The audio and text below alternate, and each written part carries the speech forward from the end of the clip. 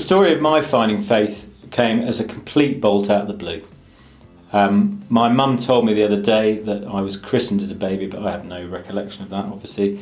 And my early childhood activity was limited to belting out a few Christmas carols on Christmas Eve for midnight mass with my family, and barely tolerating the tedious talk in between.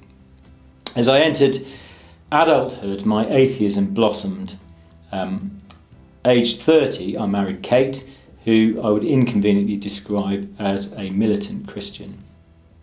Kate dragged me to Christchurch during our early family life with my wonderful children, Harry and Iona, who went through the various kids groups and that kind of thing. But increasingly I felt detached from church. I felt more of an outsider, and I felt a little bit bitter that it was driving a wedge between Kate and I.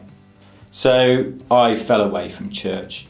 And became a little bit married to my work and quite bitter and resentful about it. Then came the bolt. After an acute bout of toothache, I spent 3 heaven-sent days in a 5-star Airbnb, otherwise known as the BRI. It was a wonderful time for me, and it gave me a time for reflection on my life. And on the middle night, I had this incredible wrestle with God. I was wrestling with God all night. It was something that was quite out of the blue, quite unexpected at a time where I'd never felt further away from Christianity. And it enabled me to have this very lively conversation about sorting out my life, what direction to take to sort out the mess I felt my life was in. And I was directed quite clearly, I think, towards setting up a business on my own, which I duly did, and trying to repair some damaged relationships with family and friends, which is a work in progress. I distinctly remember striding out of hospital after that period with quite a wide gait and quite a swagger, as my trousers were rapidly heading south. And of course, this was as a result of not having eaten solids for several days, but it felt very symbolic of shedding many years of gunk.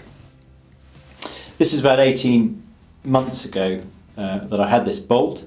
And since then, I've kind of been procrastinating, waiting to become the perfect Christian and sort out some fundamental issues such as believing in the resurrection. But lots of wonderful little things have happened in that period. My relationship with Kate has really improved and grown stronger. With her help and support and patience, along with some terrific support from my wonderful home group, I've sort of concluded that it'd be best to stand up and say I want this now and fill in some of the gaps later. And oddly, almost as soon as having said that to myself,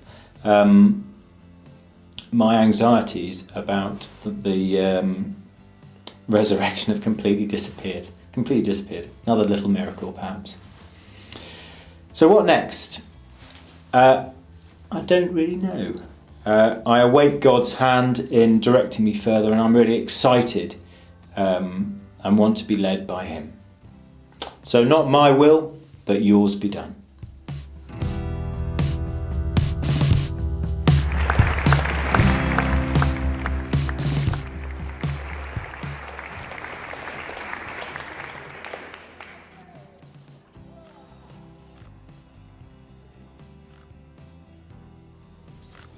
Irvine, you have affirmed the promises made on your behalf at your own baptism, have come to a living faith in Jesus Christ.